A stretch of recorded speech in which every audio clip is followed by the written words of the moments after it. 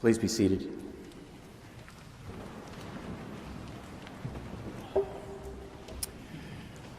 We are Easter people living in a Good Friday world.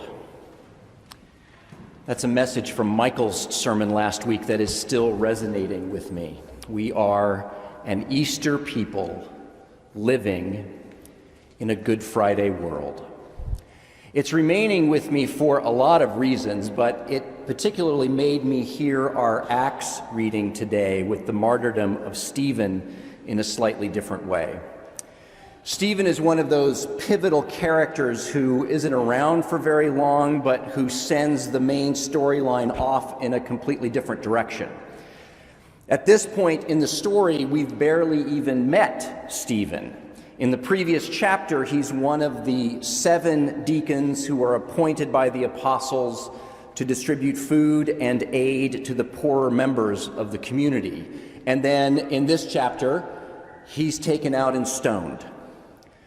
Now, he does make a really long, impassioned, incendiary speech prior to that, but his martyrdom really is a reminder of how closely Easter and Good Friday are always linked.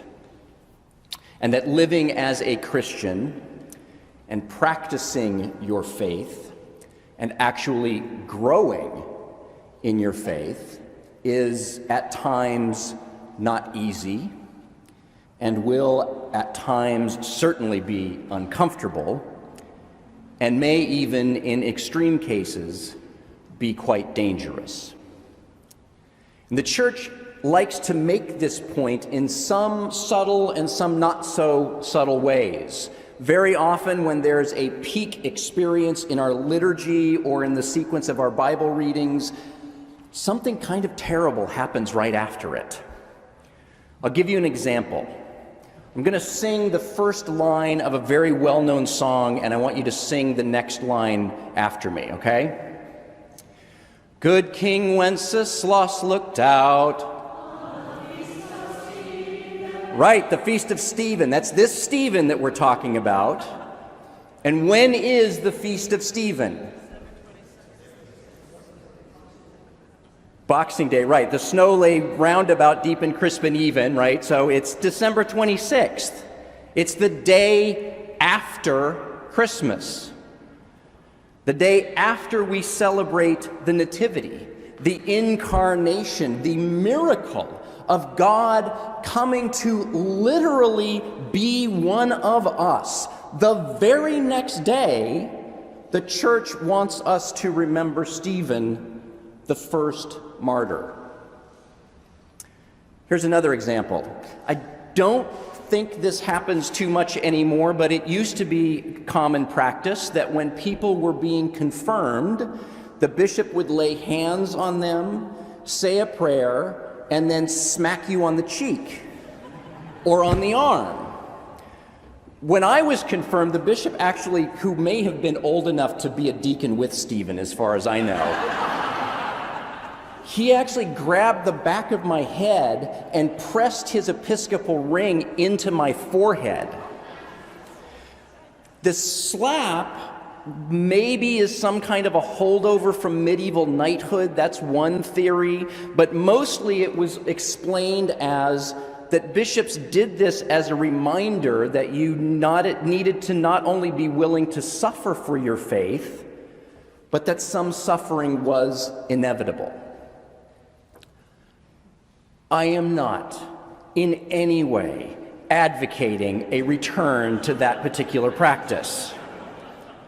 All I am pointing out is that the church often reminds us that after these big events, after Christmas, after Easter, after confirmation, after whatever peak experience it is, we still have to live in the real world. In the Good Friday world. The world where Herod seeks the Christ child in order to destroy it. The world where the fear of a mob erupts into violence and Stephen is stoned. The world where the principalities and powers are still very around and very active. and resisting them, living as Easter people, living as people of the incarnation, as people of the resurrection, is not always easy. Here in the Diocese of Massachusetts, we had our annual clergy conference this week, and our presenter was the Reverend Isaiah Shaniqua Brokenleg. And she offered a metaphor that I found really, really helpful. She likened oppression, so think of all of the isms or empire or the principalities and powers. She likened all of that to a moving sidewalk that is headed towards, let's call it the Good Friday world. And moving along with it will certainly get you there a lot faster. But we don't want to go in that direction, do we? So what do? Well, stopping is good. Stopping and noticing some of the injustice around you, that's good. But even if you somehow became aware of all of the injustices, if all you did was stop, you're still being carried along towards Good Friday with the flow that happens, right? To move back, to move towards Christmas, towards Easter, back towards those peace experiences, towards God's dream, towards peace and justice and equity and reconciliation and restoration of right relationships between all people and God requires constantly moving against that Good Friday flow, which really means becoming more and more comfortable with not being comfortable. There's a line in Eucharistic Prayer C, that's the one we sometimes call the Star Trek prayer. There's a line in there that I love that I sometimes wish we could say every week. Deliver us from the presumption of coming to this table for solace only and not for strength, for pardon only and not for renewal. Solace is absolutely necessary, and very often it is what we desperately need. But we receive solace in order to regain our strength so that we can go out and offer solace to others. We all need pardon, right? A lot of it sometimes. And we receive pardon so that we can be renewed to carry on following Jesus, the way, the truth, and the life, the one who is always moving against that Good Friday flow and towards God's dream. As newborn infants, we long for comfort, for solace, for support, for that pure spiritual milk, says the author of 1 Peter, so that by it we may grow into salvation. It's necessary for infants. But we are no longer infants, are we? And we've all experienced the discomfort, if not the pain, of growing up.